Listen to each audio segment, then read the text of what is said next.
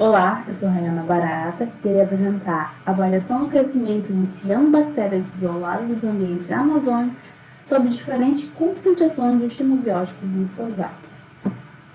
As cianobactérias são organismos procariontes que realizam fotossíntese oxigênica.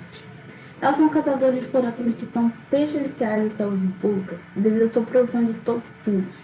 E alguns exemplos de gêneros produtores de toxinas é o gênero Formídio, Noschle e Diagnema. O glifosato é o herbicida mais vendido do mundo. Ele é usado em culturas como algodão, milho e soja, e ele é utilizado para matar ou suprimir ervas daninhas. Embora ele seja classificado como provavelmente cancerígeno pela IARC, seus efeitos sobre cianobactérias e microalgas são incertos. Estudos mostram resultados variados.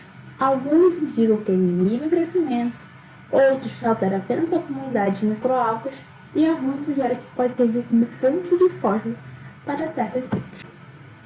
O objetivo desse trabalho foi avaliar o crescimento populacional e o comportamento das cianobactérias Formídio sp, Noschle sp e Diagnema sp em microcosmo, coletadas das águas do Lago Bolônia e do Campos Alagados de Marajó, ou seja, ambientes amazônicos, sob diferentes concentrações de glifosato puro. As cepas de Formídio e Noschle foram coletadas das raízes de macrófitas no Lago Bolônia, que abastece Belém e a região metropolitana. Já a cepa de Diagnema foi coletada em Campos Alagados, no município de Souro, também no Pará. Esse trabalho é experimental e foi dividido em 4 blocos. O bloco controle ele simula as condições ambientais dos rios e lagos amazônicos em estágio de eutrofização, que é representado pelo meio BG11, sem alteração de glifosato. O bloco GF 100% segue as mesmas condições do bloco controle, mas com adição de 65 microgramas por litro de glifosato, que é o limite máximo aceito pela conama 357 para águas doces de classe 1 e 2, que representam os rios amazônicos. O bloco 50% utiliza metade da quantidade de glifosato do bloco GF 100%, e o bloco 1% utiliza 1% das condições adicionadas de glifosato. O experimento foi constituído com a inoculação de 10 ml de inóculo de cada cepa em 50 ml de meio de cultivo PG11 para cada bloco experimental. Ou seja, nós desmontamos 4 baterias de amostras, semelhante a esse esquema na imagem, para cada cepa. A cada 3 dias, 3 amostras aleatórias eram retiradas de cada bloco até o tempo 10, ou seja, 30 dias de experimento. As demais amostras eram retiradas com um intervalo de 5 dias, que totalizavam um total de 60 dias para cada cepa. As amostras foram retiradas para serem analisadas a avaliação do seu crescimento, através da análise de clorofila A. A clorofila A foi estimada conforme o método 10.200H, utilizando o solvente acetona 90% para extrair pigmentos para a leitura em espectrofotômetro. A curva de crescimento de cada cianobactéria em cada bloco foi construída no Excel, assim como a análise de estatística descritiva. A análise de variância realizada foi feita no software PEST 4.18. Ela avaliou se tinha diferenças entre os blocos experimentais de cada cepa e a variação entre as cepas. Os resultados para Formídio indicaram que não houve diferenças significativas com o bloco glifosato em relação ao bloco controle, que tem apenas o meio BG11.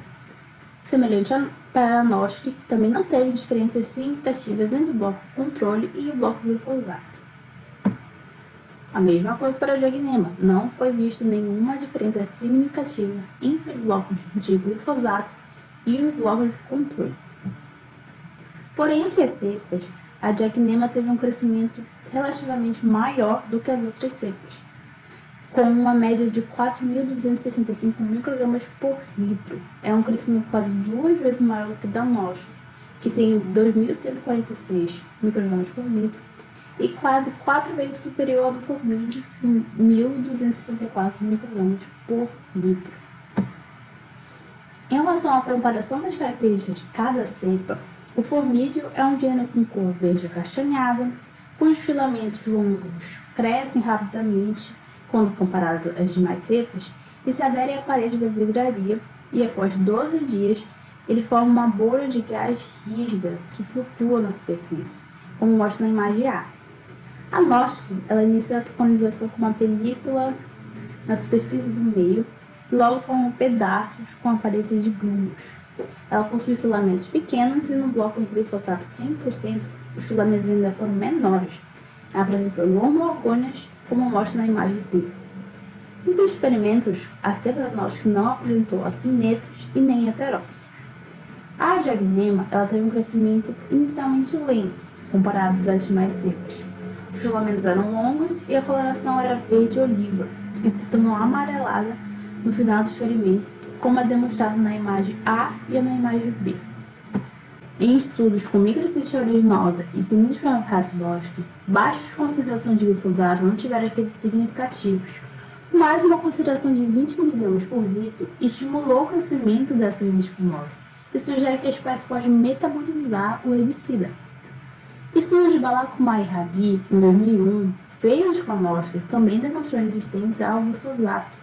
A espécie utilizou o fosfonato presente na forma como fonte de fósforo. Em alguns estudos de Sedgwick, Stragan, Borgata e Kinsey, indicam que a fórmula comercial chamada de Randan, que tem a adição de surfactantes que lisam células, é a mais tóxica para microalgas e cianobactérias do que o glifosato puro. Em relação às cepas, Formide apresentou um crescimento mais estável e a Noschle se adaptou bem às condições estressantes, devido possivelmente à sua estrutura de matriz de polissacarídeos, como sugeriu o ato em 2022. A Diagnema mostrou filamentos mais longos e maior concentração de clorofila A, isto é, cresceu significativamente maior que as demais cepas. Existem poucas informações na literatura sobre a resistência e os mecanismos de estresse atenuantes desse gênero, devido também à falta de distinção molecular em relação ao gênero Limnotrix. Concluímos que o glifosato teve pouco efeito na curva de crescimento das cepas. Formide não mostrou sinais de estresse e estabilizou-se após formar uma bolha rígida.